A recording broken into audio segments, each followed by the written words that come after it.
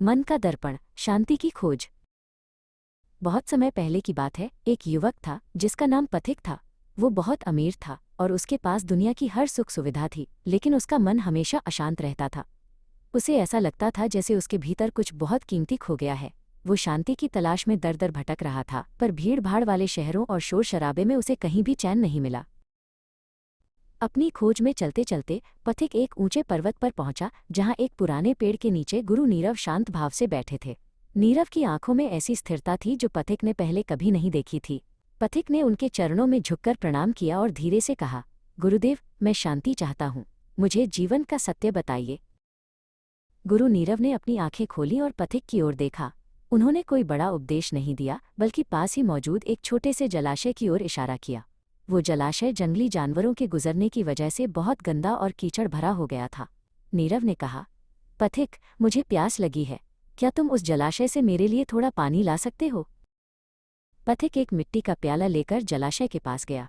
उसने देखा कि पानी इतना गंदा है कि उसमें हाथ डालना भी मुश्किल था। वो खाली हाथ वापस लौट आया और बोला, गुरुदेव, वो पानी बहुत गंदा है, उसमें बहुत मिट्टी और सड़े हुए पत्ते हैं, वो पीने लायक बिल्कुल नहीं है।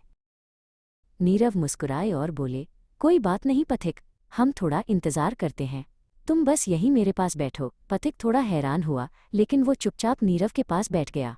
सूरज धीरे धीरे ढल रहा था और चारों ओर पक्षियों का कलरव सुनाई दे रहा था, लेकिन नीरव और पथिक के बीच गहरा मौन था। समय बीतता गया। जैसे जैसे वे दोनों शांत बैठे रहे, जलाशय में हलचल कम होने लगी। हवा भी थम गई थी। पथिक ने देखा कि जलाशय के अंदर जो कीचड़ और मिट्टी उबली हुई थी, वो अब धीरे धीरे नीचे की ओर बैठने लगी थी। पानी अब पहले जैसा मटमैला नहीं दिख रहा था। 1 घंटा बीतने के बाद नीरव ने फिर से पथिक से कहा, अब जाओ और देखो, क्या अब पानी पीने योग्य है? पथिक दोबारा जलाशय के पास गया। इस बार वो हैरान रह गया।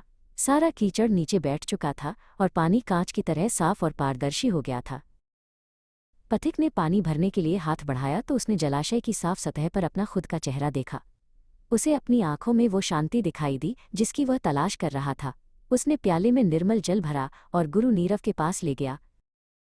नीरव ने पानी का घूंट लिया और कहा, पथिक, तुमने देखा, तुमने पानी को साफ करने के लिए कुछ नहीं किया, तुमने बस उसे अकेला छोड़ दिया और वो अपने आप साफ हो गया। हमारा मन भी ऐसा ही है।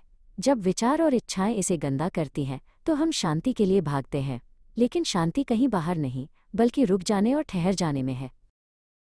पथिक को जीवन का सबसे बड़ा सत्य मिल गया था। उसने समझ लिया कि शांति को प्राप्त नहीं किया जाता, बल्कि वो तो हमारे भीतर पहले से मौजूद है, बस मन के शोर को शांत होने देने की जरूरत है। वो पर्वत से नीचे उतरा, लेकिन इस बार उसके कदम भारी नहीं बल्कि हल्के थे। उसके भीतर एक अनंत शांति का निवास हो चुका था।